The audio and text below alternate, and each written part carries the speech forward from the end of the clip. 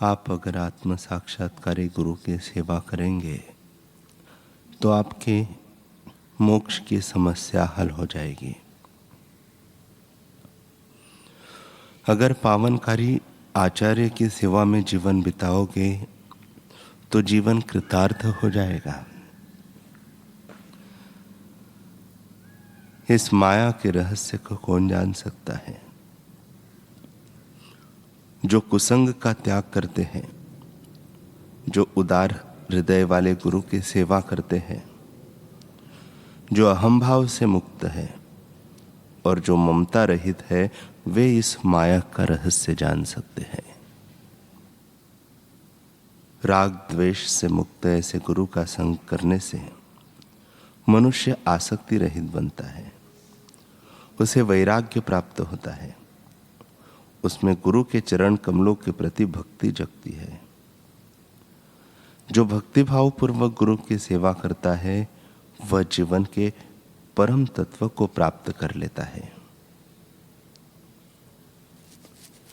दैवी गुणों का विकास करने वाला महान रहस्य गुरु भक्ति में निहित है।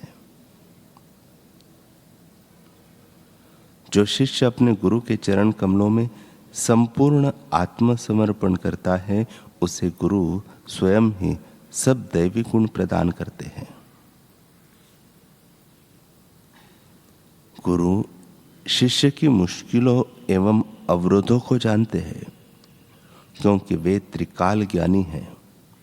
अतः मन में ही उनसे प्रार्थना करो, वे आपके अवरोध दूर करेंगे। गुरु के दर्शन अंधकार का सर्वथा नाश करते हैं और असीम आनंद देते हैं।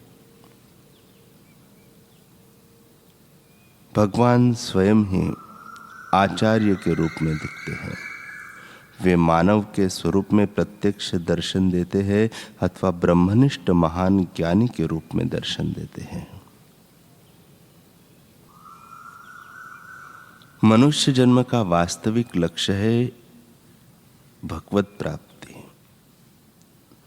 जो हमें मनुष्य जन्म के वास्तविक लक्ष्य भगवत प्राप्ति में सहायरूप बनते हैं, ऐसे माता पिता भगवान और सद्गुरु की आज्ञा का प्रसन्नता पूर्वक तुरंत पालन करना चाहिए।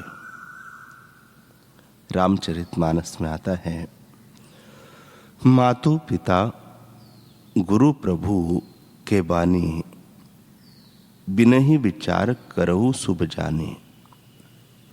गुरु आज्ञा पालन सर्व सफलताओं का राजमार्ग है। गुरु आज्ञा के संबंध में औचित्य अनौचित्य का विचार करते ही प्राणी धर्म से च्युत हो जाता है और सिर पर भारी पातक का भार लग जाता है। गुरु आज्ञा पालन में शिष्य को कैसा होना चाहिए, इसके लिए कठ उपनिषद में आता है, शिष्य की 3 श्रेणियां बताई हैं, उत्तम, मध्यम और अधम। जो गुरु का मनोरथ समझकर उनकी आज्ञा की प्रतीक्षा किए बिना ही उनकी रुचि के अनुसार कार्य करने लगते हैं, वे उत्तम हैं। जो आज्ञा मिलने पर उसका पालन करते हैं, वे मध्यम हैं। तथा जो मनोरथ जान लेने और स्पष्ट आदेश सुन लेने पर भी तद अनुसार कार्य नहीं करते, वे अधम हैं। अतः शिष्य को उत्तम श्रेणी का बनने का प्रयास करना चाहिए, नहीं तो कम से कम मध्यम श्रेणी के गुण तो अवश्य लाने चाहिए। इसी प्रकार गुरु भी कई प्रकार के होते हैं, पर उनमें से सद्गुरु ही की शरण लेनी चाहिए। सद्गुरु कौन है? सच्चे या श्रेष्ठ गुरु माता व पिता कौन है?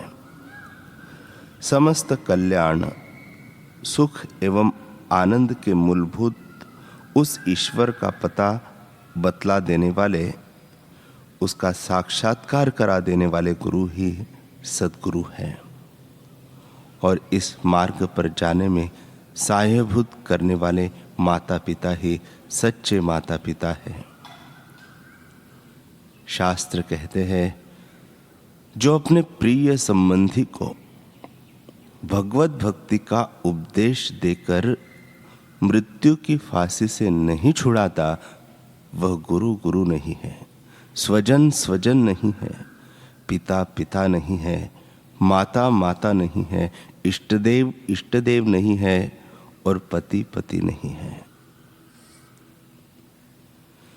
यो तो शिक्षा आदि देने वाले अनेक गुरु होते हैं, किंतु भगवत साक्षात्कार कराने वाले सद्गुरु ही इनमें सर्वश्रेष्ठ है। और भगवत साक्षात्कार तो ब्रह्मनिष्ठ, तत्वज्ञ एवं वेदांत के गूढ़ रहस्यों को जानने वाले महापुरुष ही करा सकते हैं। मुंडक उपनिषद में कहा गया है, तद विज्ञानार्थम स गुरु मेवाभिगच्छेत् समित पाणि श्रोत्रियम ब्रह्मनिष्ठम। शिष्य उस परब्रह्म का ज्ञान प्राप्त करने के लिए हाथ में समीधा लेकर वेद को भली भांति जानने वाले और परब्रह्म परमात्मा में स्थित गुरु के पास विनय पूर्वक जाए। उपनिषद में ब्रह्म जिज्ञासा संपन्न साधक के लिए क्षोत्रिय ब्रह्मनिष्ठ गुरु के शरण में जाने की आज्ञा है। ऐसे सद्गुरु मिलने पर साधक को उनकी आज्ञा का पालन करते हुए अपना परम कल्याण कर लेना चाहिए।